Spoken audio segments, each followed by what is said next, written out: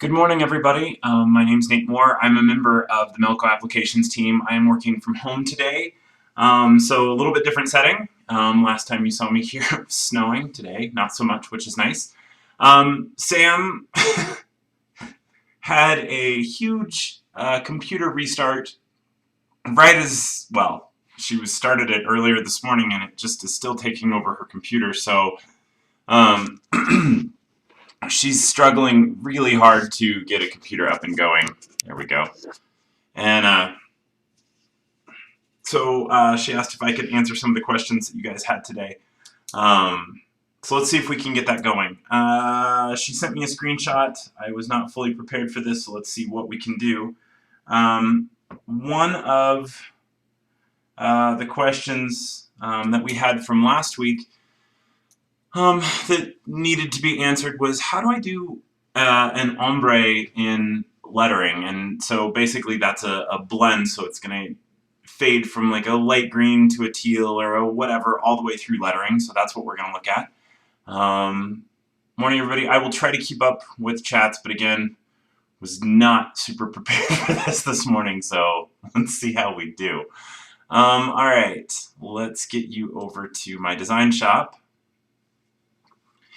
And for the ombre on the lettering, let's just start with some basic lettering.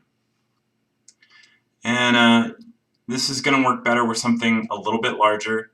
And what I would do if I was doing something like this is I would create it as a fill. And actually, now that I think about it, I think there's a picture of this either in the manual or in one of the blend videos of lettering that's all connected and blended from, I think it's like fiery, so it's all red to orange or something like that. But I'm gonna have this here, doing something like this where I'm changing it from lettering to a fill. You might consider using a true type. True types tend to have, I know that's different than what I normally say, but true types tend to be just vector shapes with stitches applied to them, and since we're going to go back to that main shape and not the pieces that make it up, you can actually get a really clean look doing that. Just have one that's going to have enough room so that your blend will be effective. You're going to be able to see enough of the color that it can go ahead and blend. So let's see what I can come up with real quick. Nothing too crazy. That one might work. And let's go ahead and make it bolder to make it a little bit thicker. I think this will work okay. And so I'm going to change element type. And this, if you aren't able to use change element type, doing the blends is going to be a little bit tougher because you're not going to have custom densities either. But you can digitize around the shapes if that's what's needed. But I'm going to change element type. I'm going to change from my lettering, and I'm just going to change this to a complex fill, and I'm going to replace that. And you can do that with the keyboard shortcuts if you want, but this is how I'm going to go about this. So right now, I'm going to start out with this base blue layer, and then I'm going to come in and I'm just going to duplicate, so Control D, and that has a secondary one here. Now the trick for blends is turn off your underlay. I know that sounds silly, but if I'm going to have some blends in here, I want to make sure that I'm not having all this extra stitching running underneath. And then I'm going to go into Properties. I'm going to go into Effects. So I'm under top stitching. This is going to be with these multi-stitch line elements. I'm going to go into into Effects, and I'm going to turn on Custom Density. And what that's going to do is allow me to have a different density at the bottom than it is at the top. Now you could go ahead and do this kind of auto blend checkbox, but I really like to be able to go into my settings and change the settings for each layer. So with embroidery, you know, longer stitches tend to stay up out of the fabric, smaller stitches tend to pull down in. So to further the blend, on the base layer I'll have a slightly longer stitch length, and on the top layer I'll have a slightly shorter stitch length, and that will cause those stitches to sink down in and just further the effect of that blend. And if I'm using that auto blend, I don't have control of those other layers. I just realized you can see my lemon tree and all my sketches and everything else in the background. Looks like a jungle in here. All right, so other things that we can see. We can see all these travel stitches. I don't want to see these travel stitches. So I'm going to go into top stitching and I'm going to turn on trapunto, and that's going to cause all those travel stitches to fall along the edge and not in the middle of my design. So hopefully that's going to make things look a little bit cleaner. Now, where it gets to where your travels are going to be less than 10 points, or it's going to start being smaller than the diameter of your needle, it's going to cut that off and go ahead and step on an angle to elongate those stitches. You're going to start seeing that right in here. And that's okay. You're getting small enough that you're not really going to notice that. Okay, so we have kind of a basic blend here. Other things that I would do, I might consider giving this, you know, a satin stitch. It's a really big satin stitch. I wasn't paying attention to my sizes. To kind of clean that up a little bit, you might consider that. It also can look really nice with kind of a bean stitch outline. So I'm just clicking on things and things are happening, and what am I doing? I'm using change element type again. I'm just using the keyboard shortcut. So I have something selected, I'm holding shift and clicking on what I want it to be, and it adds it. Did I just make that a jump stitch? Don't pay attention to me. That should have been a bean stitch, not a jump stitch. That would have made way more sense. All right, other things to consider. Right click on here, go back into properties. The base layer for me, I tend to make just all one density, and then I'll do a light, kind of a light coat, I guess, over the top of it. But again, I'm going to go ahead and shrink those stitches a little bit. Let's go down to a 30 instead of a 40, and that's going to cause those to sink in. Now what you're also starting to see is you're starting to see kind of that brick pattern that starts to spray out a little bit. If I go to random, I'm going to hide that, and that's going to kind of alleviate some of that. And if I zoom back out, it starts to look like a blend. And if you don't like how that's blending, you can go into effects. So again, right click properties. I'm in that multi-stitch line element. Under top stitching, there's an effects. Now this is a level specific feature. And if I change it from linear to exponential, you can change where that falls. If you really want to get crazy, you can even go in, make it custom, start messing with this graph and changing things around. I typically will alter these numbers on the end. So 3 is really tight for me. I'm going to go maybe up to a 5, maybe up to a 6, and then back this down to maybe a 20. And this will lighten all this up. You can start to see the other colors through. And one other thing about blends that I typically notice is that my microphone is way too hot. Let me back that off a little. That on screen, the divisions are way more noticeable. The real effect of the blend,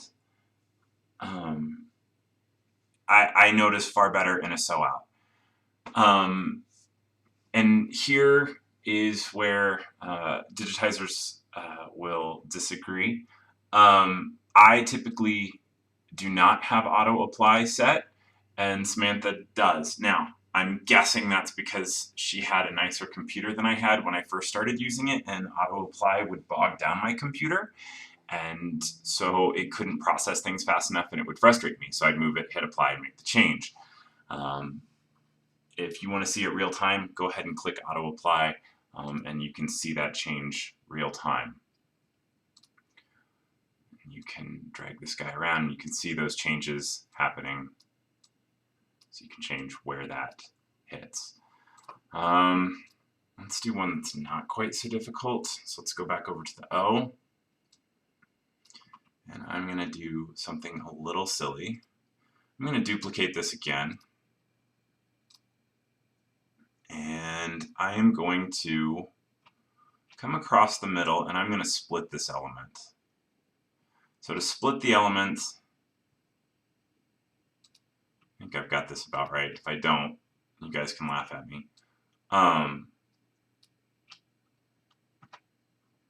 To split the element, I should probably have two pieces on either side selected. I'm going to right click, go to operations, and go to split element. Now I just had a keyboard shortcut set up for it so you can tell how often I do this. And let's do this one in a red and this one in a yellow. I don't have a yellow on this. I do, but I don't have it with this resolution that you can see very easily, so I'm going to change this to a yellow. And then, so let's do this in pieces. I have a bottom, I have a top. Oh, other important things. Is it 0 or 90? Nope, not 0. I really do not like vertical stitch directions just because it tends to fall right in the grain of the fabric. So I'm going to do 2 horizontal stitch directions because I'm going to blend all the way up. If you're blending at an angle, you can change that to an angle, but you got to make sure that your top stitching and your bottom stitching have the same stitch direction, otherwise it's not really going to blend. Alright, so this we're going to make an orange. I'm going to go with this orange, I think. We'll see, this may be too much. I'm going to right click, go to properties, what did I say? Turn off underlay. So none, none. I forgot auto applies on because I never use it. That's funny. And then I'm going to go to custom density. This looks pretty funny, but I'm going to change it to convex, and then I'm going to reverse it so technically it's concave. And then we will go back and turn our trapunto on. And I'm going to move my entry and exit points around a little bit. There we go. So I'm pushing all in one direction. I far prefer that. But now we've got a blend that's kind of going a 3-color blend or a 3-color ombre. And so that's how I would do that. I would break it up into pieces, and then I typically do kind of an overcoat over it, although I might go ahead and go back in and lighten up this density again a bit. Typically when I'm blending, I try to make kind of all of my densities together combined be what it normally would be. Otherwise, I get kind of a, well, honestly, I get kind of a bulletproof design where it's really, really, really dense and kind of hard to get through, and that's not something I love. So what you might consider is if I have something that kind of averages, you know, if it goes from a 2 to an 8, then 2, no, don't do a 2. If I have one that goes from a 4 to an 8, and then the other one I might go from an 8 to a 4 so that it reverses and kind of gets even. I do cheat a little bit. I tend to, of course, have underlay under my first pieces, and then I also have a slightly tighter density on the base layers. The upper layers I have lighter densities, shorten the stitch length, which I forgot to do on the orange, and then I like that random pattern just because you don't see it fan with those stitch directions, or not stitch directions, needle penetrations the way that you do with those standard step fills. So that's how you would blend on lettering, which it's not really lettering anymore. Can you do it with satin stitches? Not as well. I've tried it. It's marginally successful. Satin stitches, because they are long, they stay up out of the fabric, they don't fall into each other, they don't blend as well. If you're really clever with your color choices, you can sometimes get away with it. I apparently have the sun just blazing across my face in spots. Okay. Other questions that had to do a little bit with lettering. Dots on eyes with those lovely connectors between the base of the eye and the dot, or a J would do the same thing. can I have that automatically trim? Is that in the alphabet? Totally depends. If it is an older alphabet, my guess is it's probably going to have that connector. If it's a newer alphabet, if it's an OFA, it's probably going to have a trim. Can I make it trim? Can I trim it out? What do I do? Yes, you can probably trim that out. With the machine, you can convert it to wireframe and add a trim. And the tricky bit with just taking scissors and trimming it out is, does it have a tie stitch, and is that dot going to wash out when you're done? So make sure when you're doing that you have a tie stitch. So let's go in and look at that a little bit. And I will put my phone to silent, which I thought I had already done. Okay. So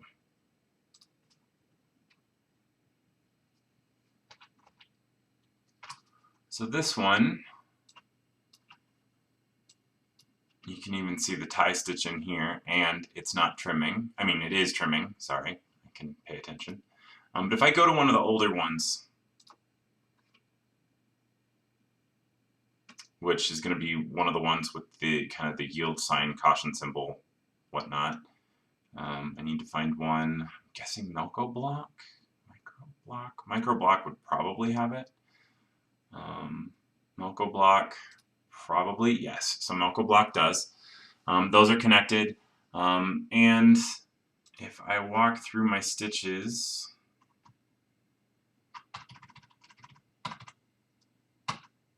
here to here, straight jump. So there was no tie off here. It just went from here to here. So if I was to trim that out, the dot on my eye could get a lot smaller in the wash. So what do I do about that? How do I deal with this? Well, you could right click on it, go to operations, and convert the object to wireframe, and then you have all the pieces that make it up.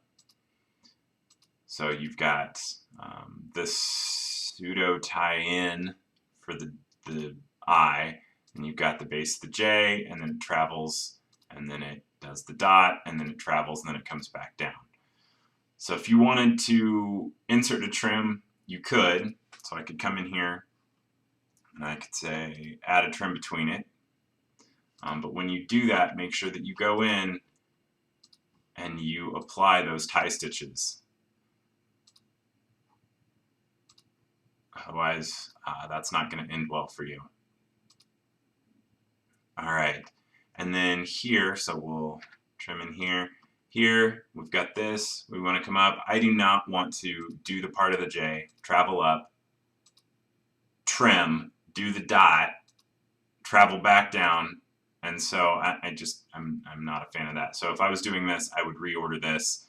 I would just move my entry point to generate a travel stitch. I would delete this piece, and I would come in and I would add a trim, and then I would delete this as well, and then go back in and make sure that I have those tie stitches again. Otherwise, washing my designs may make my letters a lot smaller. And if I don't turn this off soon, I'm going to forget about it completely. Okay, so that's definitely one way to do it. I think Scott has done a video on, converting alphabets and modifying them via the alphabet editor, which again is a very level dependent feature. But if it's something that you're doing all the time, and you want to just kind of fix those I's and J's, that would be something that you could do so that anytime you type it, you get your stuff.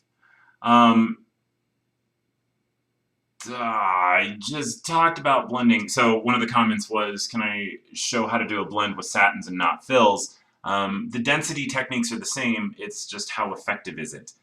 And the answer is usually not as effective as I want it to be, just from the nature of those stitches. So if I change this to green and go to properties and effects, I can still do this custom density. What did I say? Turn underlay off. This is why you turn off underlay. Now, one thing I would consider if I'm trying to blend a satin is not, this is going to sound weird, and you're looking at me and not the screen, so that doesn't help. There we go. One thing I would consider is not treating it as much as of a satin stitch, because you're going to have this straight across piece and then a longer step. You might do better with a zigzag or a tackle, because that's going to step every time a little bit, and that will help you kind of have that come over. If you want that straight across, then go ahead and go back to that satin. Got to turn that off.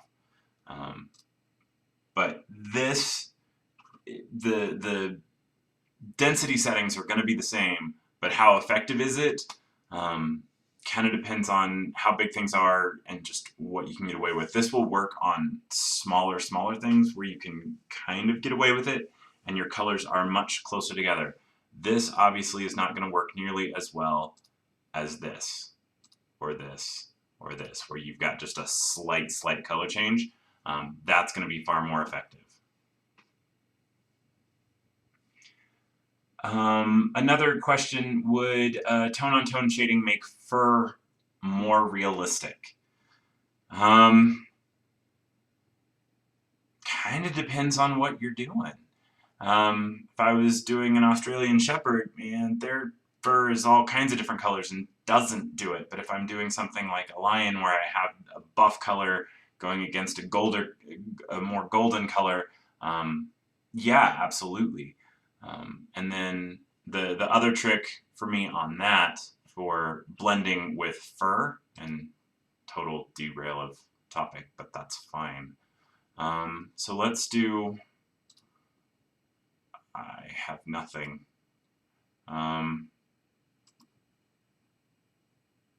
Lion, right, you said lion. Okay, so we've got, this is going to be the world's worst lion, sorry. Freehand Lion.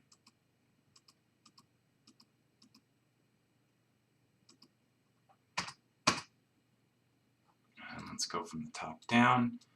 And I would do probably some curved stitch directions. And then let's come off this way and up here like this. You're like, how is this a lion?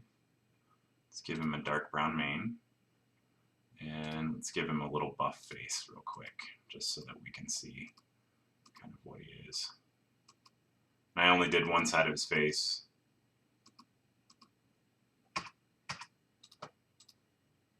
Let's do something like that. We'll make it bright, oops. We'll make it bright yellow, and we'll make it an orangey gold. And then let's get him a little nose real quick.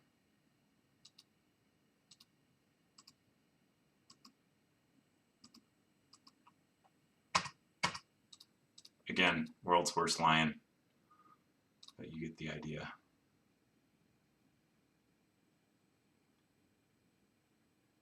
Okay, so we've got kind of this mane. What I would do is go into properties, and I would go into effects again, and I would give it a random edge. Now, this is where I'm really rough at this. I always, yes, get the wrong side first. So here we get one. And then I would duplicate this. So again, Control D, I use that all the time. And then I'm going to start moving my points. And the reason I'm moving my points instead of digitizing over is I already have my stitch directions. If I can get away without redigitizing them, great, because they're already lining up. I might come in a little bit and something like this, down a little bit, and then let's make this a lighter brown, a little bit lighter brown than that. Alright, so something here-ish. We'll see. And then let's move this over so you can see it a little bit. And then effects, let's do I'll probably do a convex. Let's do concave. There we go. What is all this? It's the underlay I keep not turning off.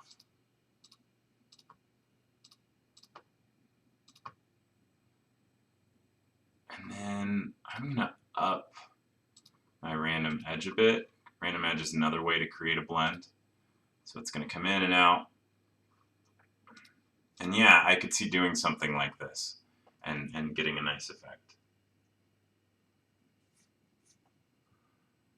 Okay, so that's one way to handle it. So yeah, absolutely. And again, if it was an Australian Shepherd, it would probably be like white on gray on black. And if it shows up a little bit differently, that's fine too.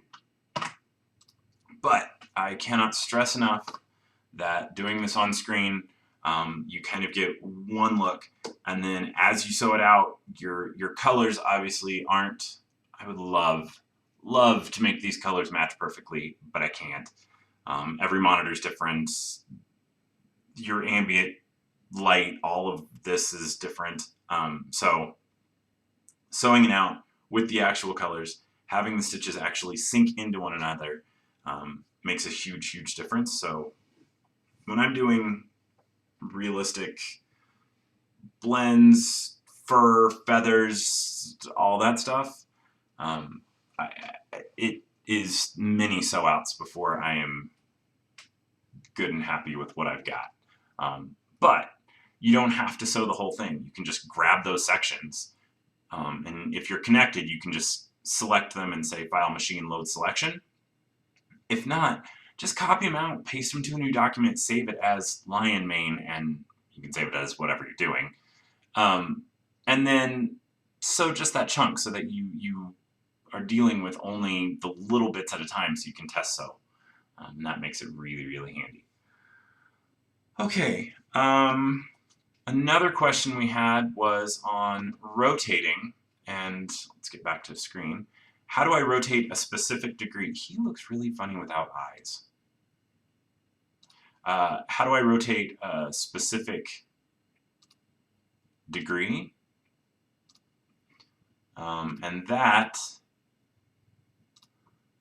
would be an easy thing to accomplish two different ways. One, if I have something selected and I click on it, sorry, if I select something and I click on it again, I go into rotate mode. So everything hollows out. If I click and drag, you'll watch down here and you'll see, sorry, I think it's over here. Nope, it was right in the middle, sorry. You'll see the exact degree that it's turning, so you can hold it. Now, depending on how steady you are on the mouse, that may or may not work for you. If that doesn't work and you want something just completely and totally, I type it in and I do it. If you click on the H or the W, you'll pull up this window and you can say, rotate 2 degrees and hit enter and it will rotate. Now when you do that, it will reset to 0. So if you're trying to rotate 5 and then backwards 6 and then you got to do all of that math yourself. Because as it does it, it resets, it's the new design. Okay. So I sort of made a realistic mane and a cartoon eyeball, but that's okay. Other things, so this was slightly rotated, right? Flipping it. These guys, I use these mirrors all the time. I'm going to duplicate these, change these to black, and I'm going to shrink these down. I'm going to drag this over, and let's just grab this guy, sorry. This guy, and we'll move him over.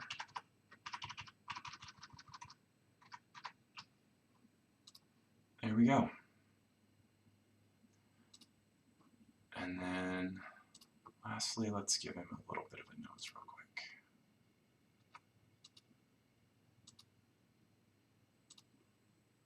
And then their noses are a little more rectangular, so or triangular, so I'm just going to drag this down. There. Okay, so that's a good start on him. Rotating specific degrees, blending on letterings, jumps on the dots on I's and J's we've talked about. Let me get back into my phone and see what other questions were sent in. When selecting threads, there is no metallic thread button to choose from. What do I select to set up my thread choices?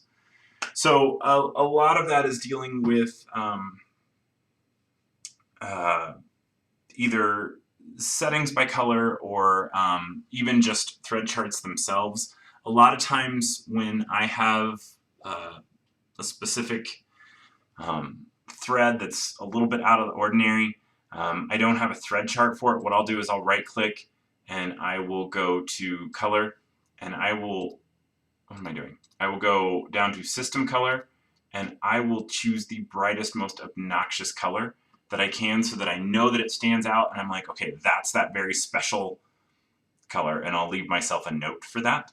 Now that probably comes from when I was doing screen print, and white, because we couldn't see it on screen, was always hot pink and black was always green for whatever reason. I have no idea. But the special kind of oddball things for me, I tend to make them stand out this way. For settings by color, there are instructions in the manual on that. I am not currently hooked up to a machine that I can show that on, so that may have to be a topic for another video that we can do when I'm not here and I'm a little bit better prepared for this. Other questions real quick.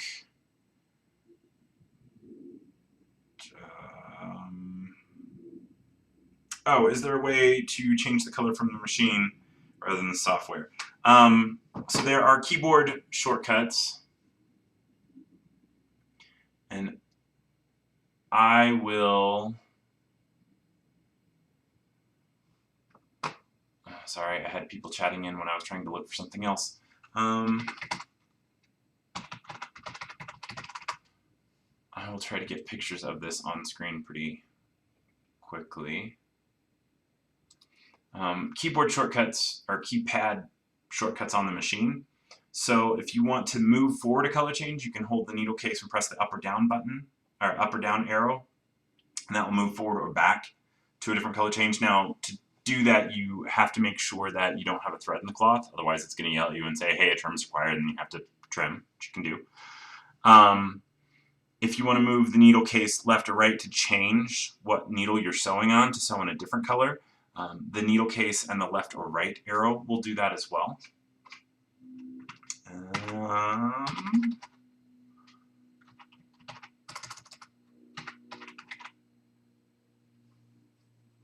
I'm not finding it fast enough to have you guys. Let's do this. Here. This is what I was looking for. So in your manuals, whoa. The needle case left or right will change the active needle, whichever one I'm sewing on. And then if I scroll down a little bit, move to the next color, move to the previous color.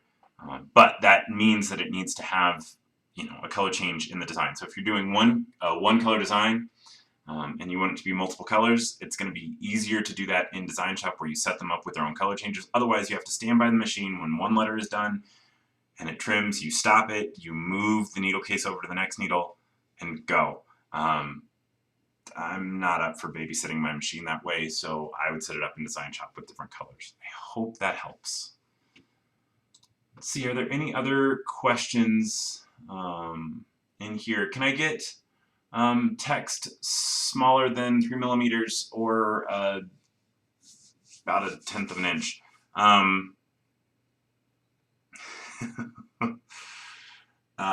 If you want to use really, really small needles and really, really fine thread, you can maybe do it. The other thing is, I don't, and I've said this before, and I know I frustrate people. I don't look at the size of the lettering itself. I look at the size of the stitches that make it up. So, am I trying to sew a stitch that is smaller than the needle? So are my satin stitches less than 10 points? If they are, boy, I really better be dead on with all of my sew settings and be sewing with a very small needle. The other thing you can do, if you have to do really, really, really small lettering, it's not fun, but it is a doable thing, is you can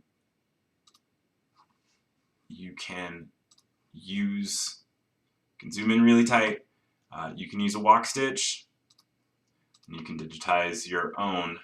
So I'm going to go up and I'm going to be watching, I don't think I can point down here, but that L, that's what I'm really watching.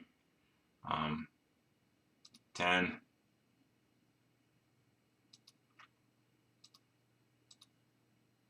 and you can digitize your own, oops, that was a little high, wasn't it? Lettering one stitch at a time. Again, super not fun, but you can do it. You might get away with one short stitch every now and then. When you're doing stuff this small, you really, really want to kind of exaggerate, make your letters all capital if you can. And I'm going over stitches a couple of times, and I'm doing this completely freehand, which is not the smartest thing I've ever done. But you can digitize each letter. Can I just do keyboard lettering and do this small? No. But let's go to 101. I mean, that's just stupid tiny. Would that stuff sew out? Maybe. I would want to make sure that I have a very stable garment. I mean, obviously I could not get away with something like this on a very plush towel. That's just not going to work. For, you know, a nice tight weave, yeah, I might be able to get away with something like this.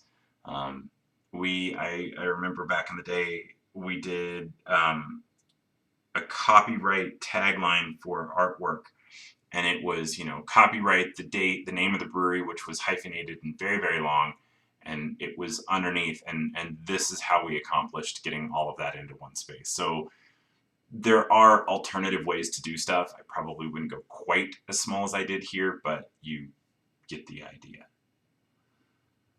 Okay. If I was, there are questions on 4K monitors. I do not have that set up here, but I know if you go to, and maybe I can get there.